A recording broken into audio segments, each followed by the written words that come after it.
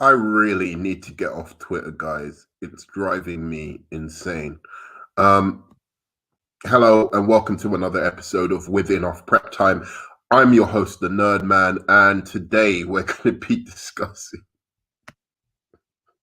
I really need to get off Twitter, honestly. I really do. But we're going to be discussing former writer for Superman and Lois. Her name is Nadria Tucker, which is a very beautiful name. And she basically complained to the CW about basically it was both racist, a racist environment in the writers' room as well as a sexist environment. And of course, Ray Fisher came to lend support to her. Now, I want to go into this story, but I'm going to start from the place, Ray Fisher, Mr. Ray Fisher, classic Ray Fisher, right here. So Ray Fisher tweets, this is why I've got to get off Twitter. Ray Fisher tweets, Nadria tweets first.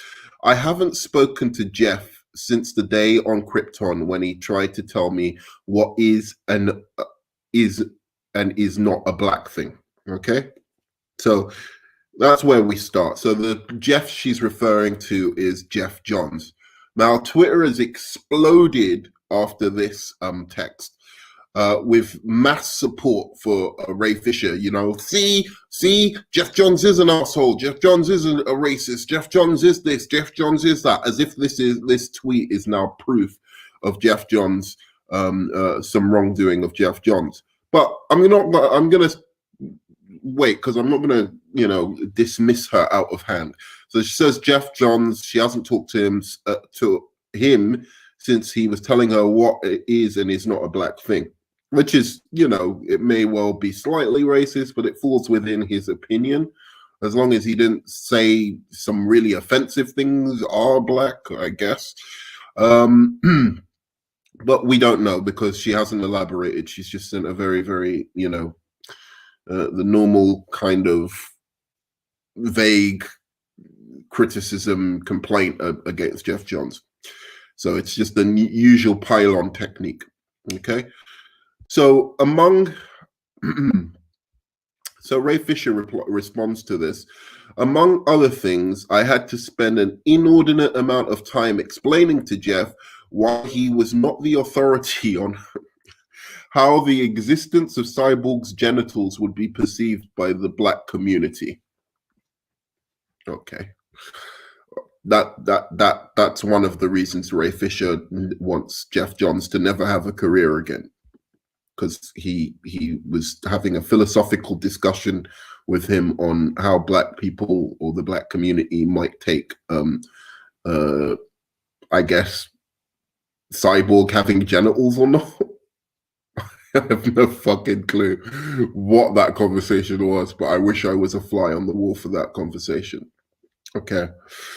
But I'm bringing this up because on the face of things, those two complaints aren't that bad, but they do add towards a picture that I'm not really liking about Jeff Johns, about, perhaps being racially insensitive, when discussing issues of race, right? Maybe he sounds like quite an ignorant person to me in these terms. But when we consider the source of this, and let me tell you, I want to say this right off the bat. It gives me no pleasure whatsoever calling out black people who are trying to call out racism. I've experienced racism. It's very, very real. And I don't like way a lot of these channels are talking about this and are talking about Nadria, this woman, regarding her opinions. I don't like it.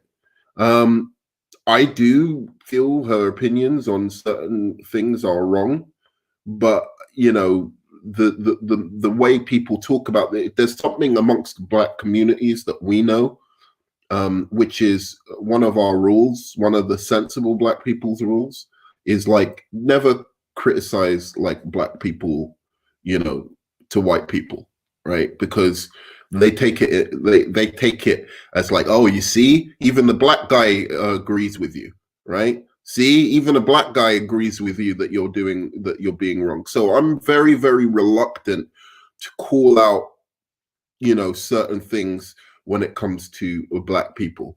In terms of when they're talking about like racism or police brutality or anything like that. Even if I think that they're wrong on a particular statistic, or they're looking at it in not a nuanced enough way, I still will be very, very reluctant, especially when it comes to life and death matters like police brutality or some kind of racism in like real kind of where there's real kind of stakes to it. I'm very, very reluctant to criticize black people openly, and especially in front of white people when it comes to that, because they'll use every black person as an example to be like, oh, you see, that black person agrees with us, therefore there isn't any racism. And so I'm very, very reluctant to do that. And I'm sure there's a bunch of people who are now viewing right now who have just switched off the channel because of that.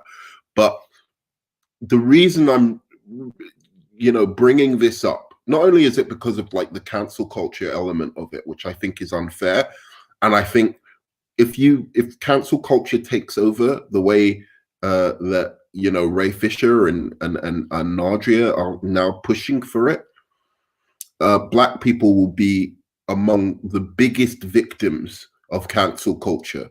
They will be the first victims of cancel culture. Women just saying, oh, he was inappropriate with me. And it's a black guy. Done. Career finished. Over. No trial, no jury, nothing. He's just done. If it's a black guy and it's a white woman. Black people are going to be the worst victims of cancel culture. I can assure you that. That's number one. That's number one why I'm bringing this up. Secondly, the reason why I'm bringing this up is because I really, really do think if people like this aren't called out on their bullshit, a lot of people are going to think all black people think like this. All black people think like Ray Fisher, all black people think like Nadria, and therefore it's going to be harder. They're going to make it harder for black people to get work in Hollywood, because at the moment, black people don't have the power in Hollywood. It is, usually Caucasian people who do have that kind of power. They're the ones hiring. At the moment, there's a big push to be like, let's be more inclusive. If this is what they get out, if this is the hassle that comes out of being more inclusive, then I think they're going to shut that down pretty quickly. And black writers, black, actors, black, are going to stop getting the opportunities because of this kind of behavior. It's one thing to call out racism. Absolutely fine. Whether you want to do that, and if you're right, and if you've got right behind you, and somebody really is being terrible, call it out. There are people who've done that very, very recently, who I've praised. The young British black guy from Star Wars. I forget his name. I'm not a big Star Wars fan, but he called it out, and I praised him for it. There was an Asian guy who was working for. He was working on the Daredevil TV show. He called it out. He did it in a very good way. I praised him for it. It's being upfront, clear, so people can follow exactly what you're saying or claiming happened. Saying things like, Jeff, I didn't speak to Jeff after he tried to tell me what is and is not a black thing. I don't know what that means. Maybe you were wrong. You were in the wrong. Maybe he was in the wrong. Maybe he does know, something about like this topic. I don't know, because you haven't told us. It doesn't mean just in virtue of being black, you are right about everything regarding black people. You're more likely to be right, but it doesn't mean you're necessarily right. So you have to give me a lot more information than that.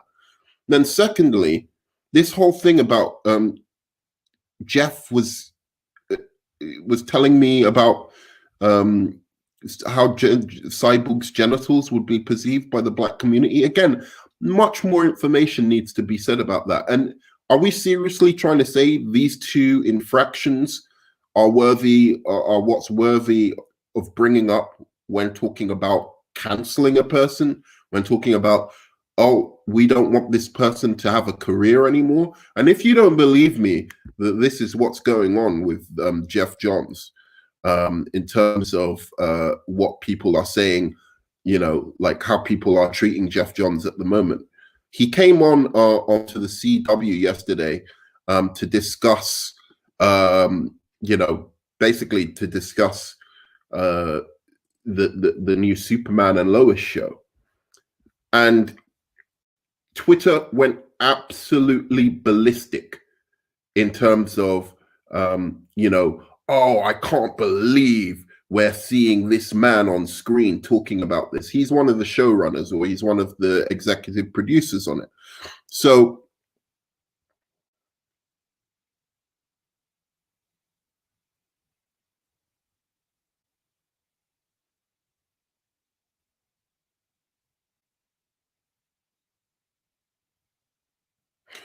let's look at some of these just very quickly.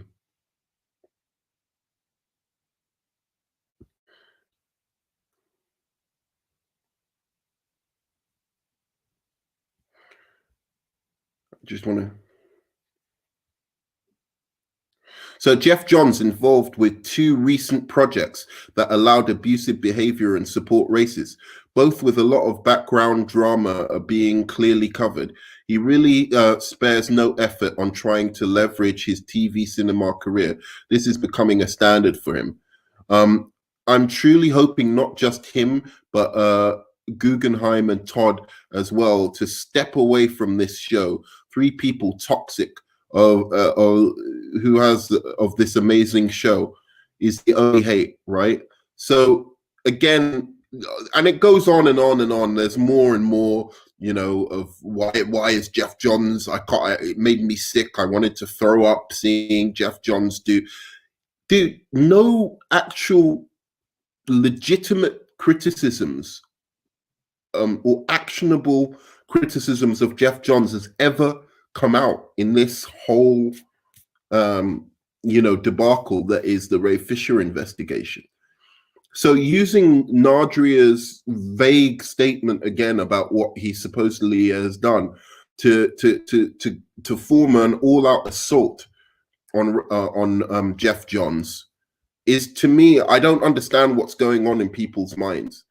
I do not understand where they think this ends, that you can just make vague statements and end a person's career from vague statements.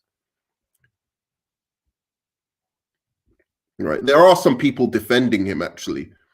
But for the most part, it's just pure vitriol and bile towards Jeff Johns. And so Nadria Tucker has, come out and supported Ray Fisher. So I think, we know Ray Fisher's character now.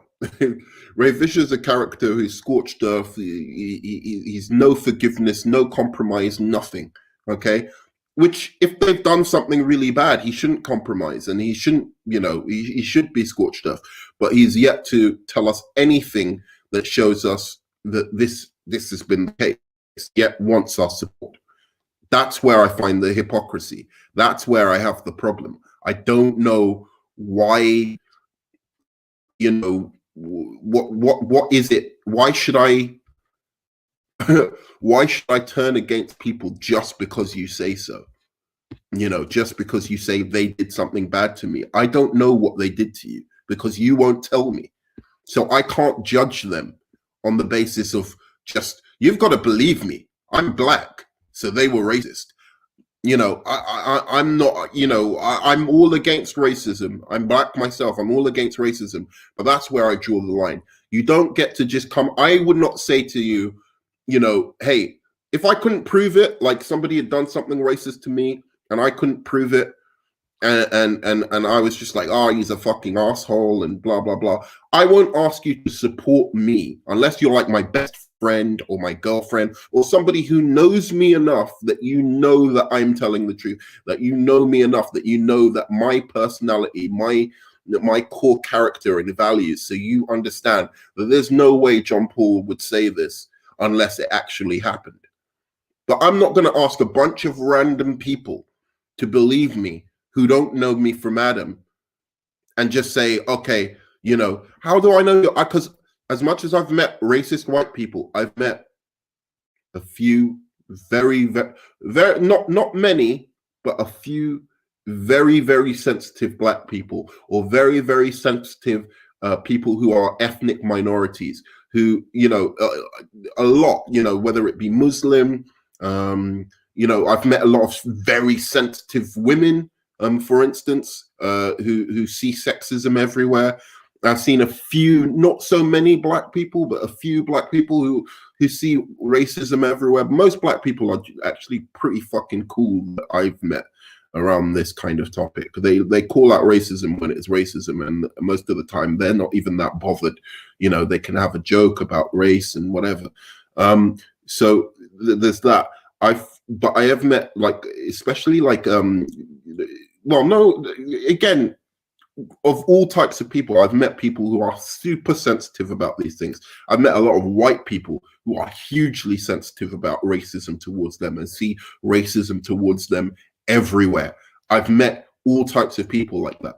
So the fact is, Nadria and Ray Fisher could fall into this category of just people who are just incredibly sensitive. And then if you actually hear what happened to them, you just think, it's bad. And maybe there's other interpretations of it.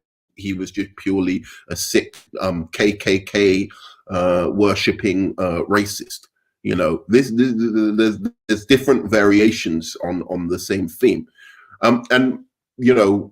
So let's go into the character of this person, just to explore what is the character of Nadria. Can we ascertain from maybe a little bit reading, what her experience was in the writer's room on Superman and Lois, that contributed to her feeling that it was a racially insensitive environment, and that Jeff Johns was, a big part of it. So let's go and see this. So this is an article regarding what she had to say about her experience. So she was pushing for diversity in the casting of Ma and Pa Kent. Here we go. Nadria Tucker, the writer of Superman and Lois, who was recently let go from the show's writing team and proceeded to vent her frustrations towards the production on social media, has revealed that she called for the race swapping of Superman's Earth parents, Jonathan and Martha Kent. Now, I've gone into very big detail about this, and I'm gonna put it this way. Forget everything. I believe in that race swapping can be done. And I think it can be done legitimately. And I think there's a way that it can be done that nobody should ever complain about. All right. And if they do complain about it, then they've got some other kind of problem beyond, it's got to be a problem beyond, like, oh, it's something that is against the character, or it's against the spirit of the character, or something like that. There's something more there. So there's a way that you can do race swapping that I completely support. And the reason I support this is for two reasons. One, the Black community has been a huge, and ethnic minorities have been huge contributors to the success of comic books, both in terms of we've bought them ourselves, we're one of the biggest consumers of sci-fi comics, all of that kind of thing. Ethnic minorities, Asians, blacks, all of that have been huge supporters, financial supporters of this medium, and we're one of the reasons that this medium is so big. So we deserve maybe a little something back, since we've helped bring it to such heights that comic book movies, superhero movies are now the biggest genre in the world. Okay, A lot of that is to do with our initial support, supporting the comics, supporting the cartoons, supporting whatever. So I think we deserve a little bit back for that support. The second reason I believe that race swapping is sometimes fine, and I'm going to go on to why I think Ma and Pa Kent are not people who ought to be race swapped unless it's like an Elseworld story. Okay, so another reason why I think that race swapping should be okay. One, I do believe that we need to put a much bigger drive into creating original Black, Asian, and Hispanic heroes and superheroes and villains. We need to start doing that. We need to start putting that content out there. We need to start making more characters like that. Hopefully some that can even go into one of the big two, the DC and Marvel comics. We need to stop relying on swapping the races of other established characters. We need to make our own characters that are original Black characters that are just that are big in themselves, that in 10, 20 years will be, there with the Spider-Mans and the Supermans and stuff. We need to start doing that now, much more than us race swapping characters. But in the meantime, in order for, since this is the biggest genre in the world, it's the one that gives actors and talents the biggest exposure in the world, we need to start allowing more, obviously people of color to be part of these worlds. Otherwise, you're saying all of these characters, all of the big characters, everyone in Spider-Man's universe is white, everyone in Superman's universe was originally white. If you say none of these characters can be, race swapped, then you're basically saying Black people, Asian people, and Hispanic people are not allowed to feature in these big tentpole movies. Based on IPs that existed for years now. And I think that's wrong.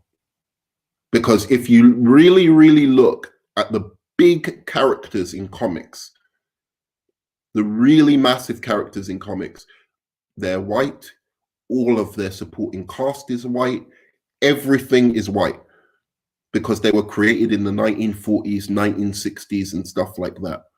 There's very few Black Panthers or Vixens or anything like that, that we can say, oh, well, this is an original Black character. So in the meantime, while we're creating new Black heroes, new Black, villains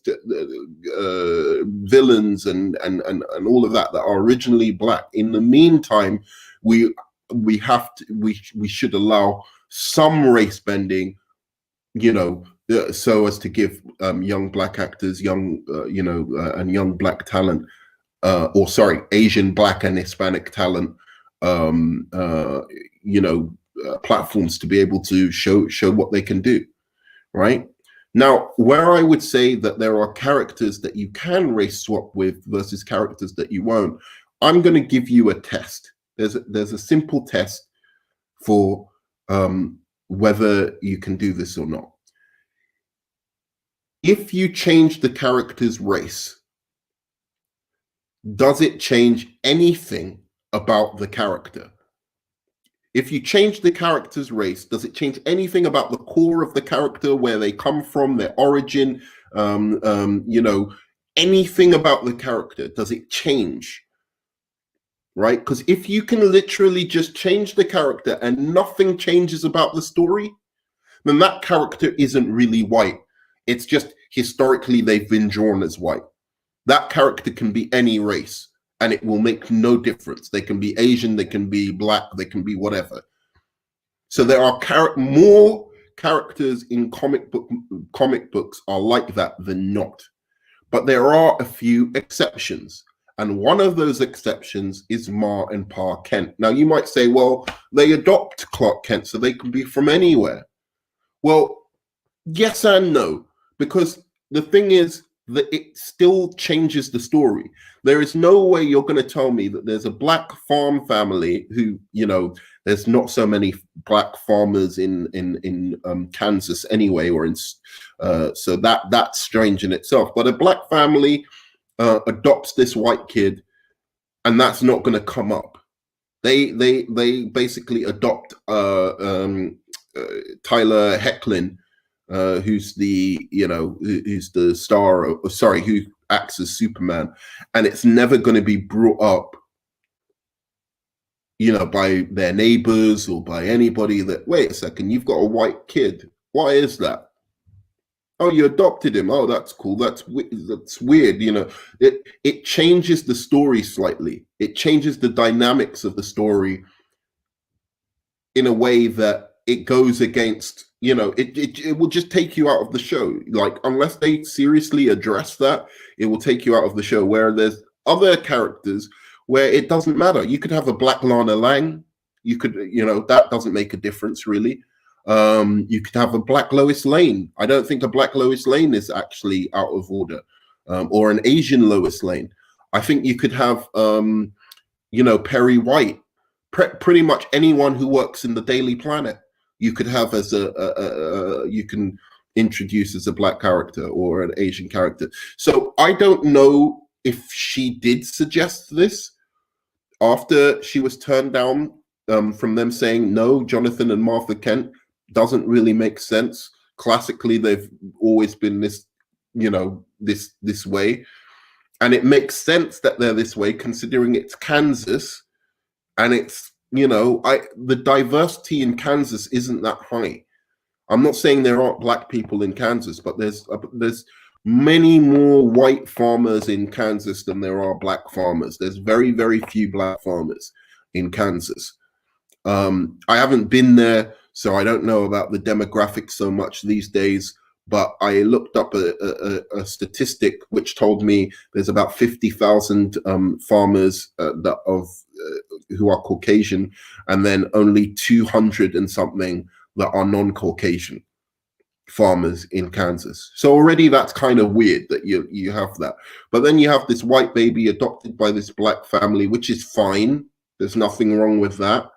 But it changes the story enough where it's just an unnecessary wrinkle which you'd have to address.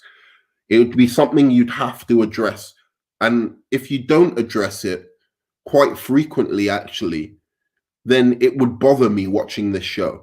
If you're just making them tokenized black characters for no reason, you're not even doing anything with it. Whereas in an Elseworld, I think that could work, especially if you do it so that Superman lands in a different community, say somewhere in Mississippi or somewhere in, he lands somewhere in one of the urban cities, somewhere like New York or somewhere where Brooklyn, where there's a lot of where historically there was a lot of black people living there. Then you could do something where Jonathan and Martha Kent were actually a black family and they raised him. I think that makes, but that's an Elseworld story. You can't do that as a main continuity, story or anyway. I think I've made my point. Where there's characters where you literally, if you change them, if you change the race of think about this. If you go back to Batman Returns or you go to The Dark Knight, right, and you change the race of Commissioner Gordon, exact same film, but you just changed the race of Commissioner Gordon, how does that change the story in any way? Does the story still completely make sense? Is there any questions you would have to ask about that character if he suddenly changed to black? Or if you changed Harvey Two-Face to a black actor or an Asian actor, is there any questions you would have to ask about that character?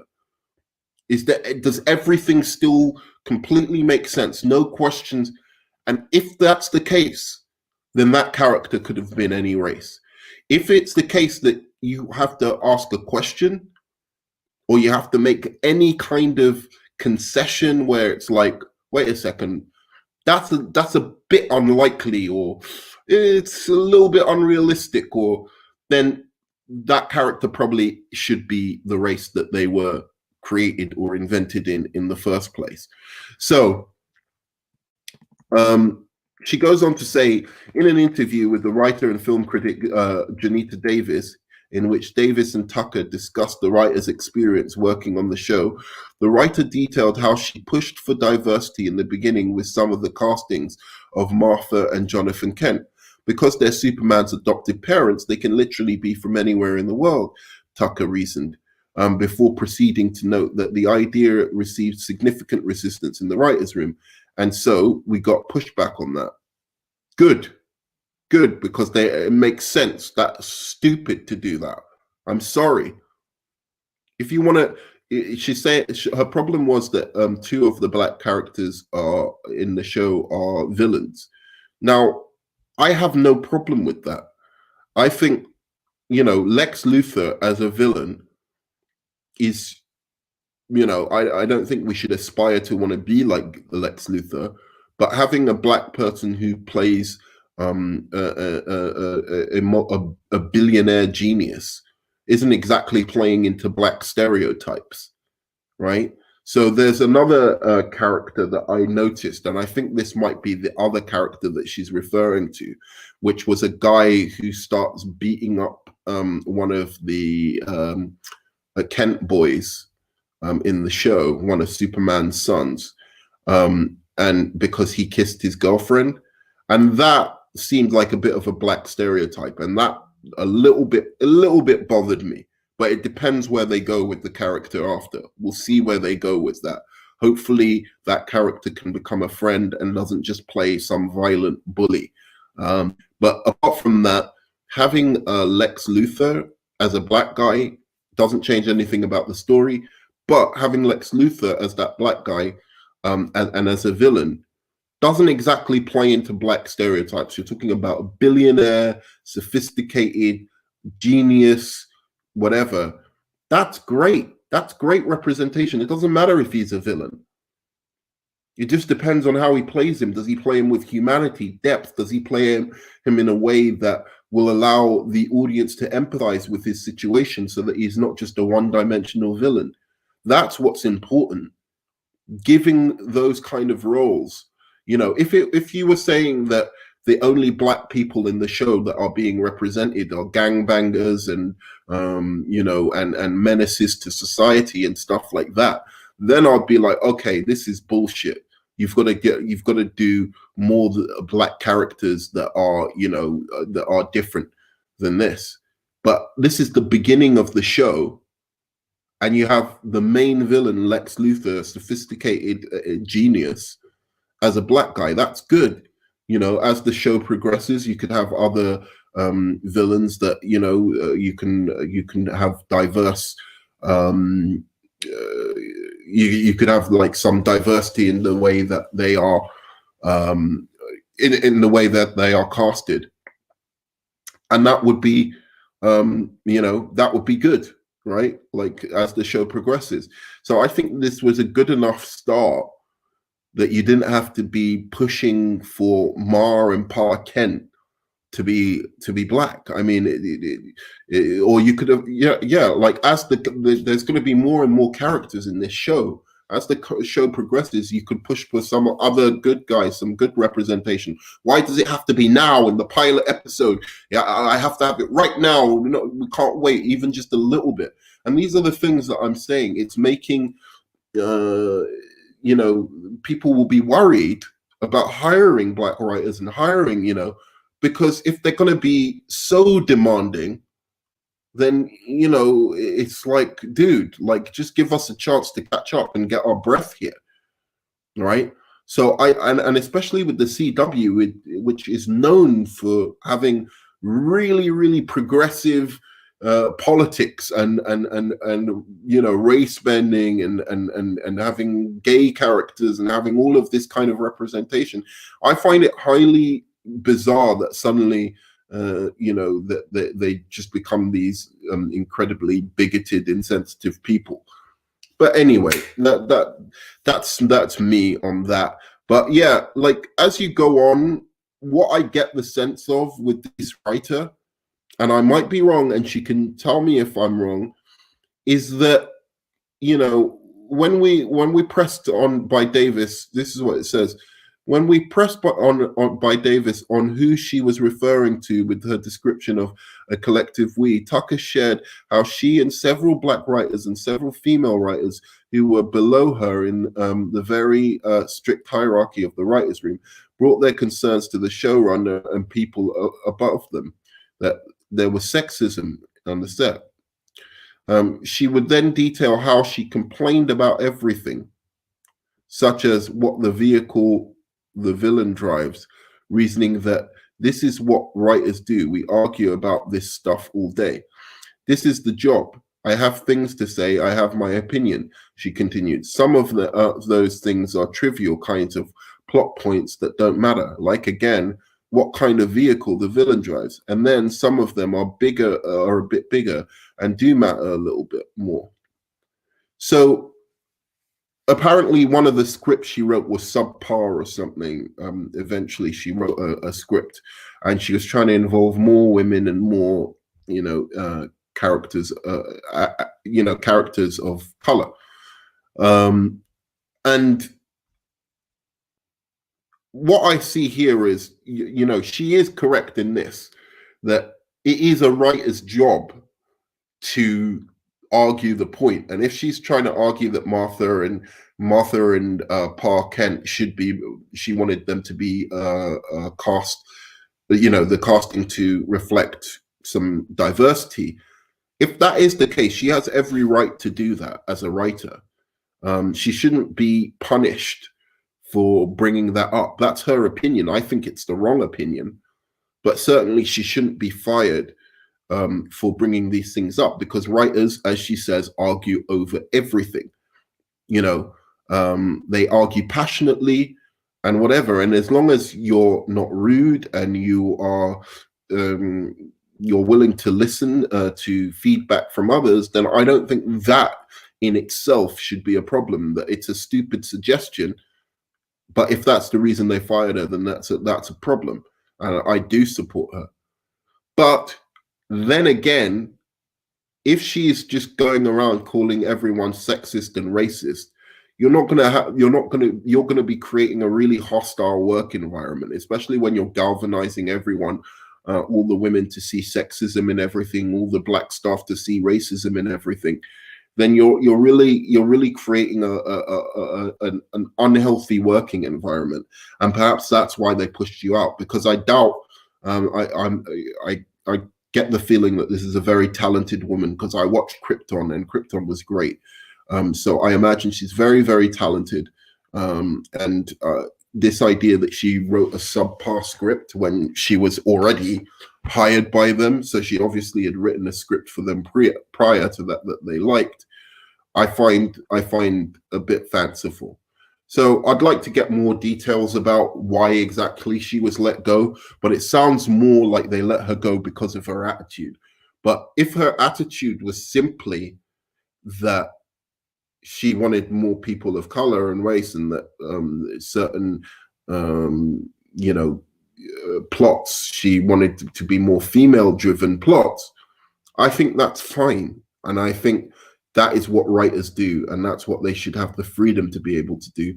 But maybe they just didn't like the environment she created by, constantly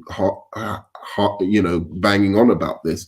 But then if that's the case, maybe rather than fire her, put her on a show that more fits her sensibilities, as opposed to just straight up fire her. But that's my opinion. But my point is that when you look at this woman and you look at the complaint she has, and you look at the kind of what she was pushing for, it's hard to say that,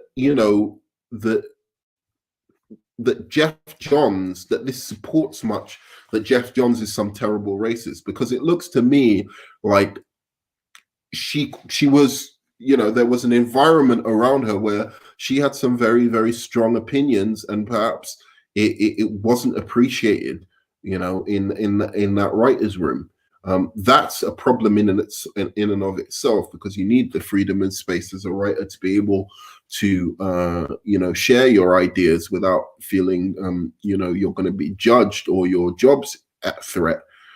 But I think when it goes over to the point of you start accusing people of being sexist and racist for not sharing your ideas, then you start to run into issues where I think you might be they might be not right in letting you go, but you can't suddenly just say, oh, that Jeff Johns is some super horrible guy for not supporting you in calling him and other white male writers racists and homophobes and sexists and all of this kind of thing. Anyway, that's my discussion of this. What do you think? I don't know if I've done the best video ever on this particular topic, but yeah, that's my opinion on it. Thanks so much for watching. Have a good one, and see you on the flip side. Love you 3000. Like, subscribe, comment.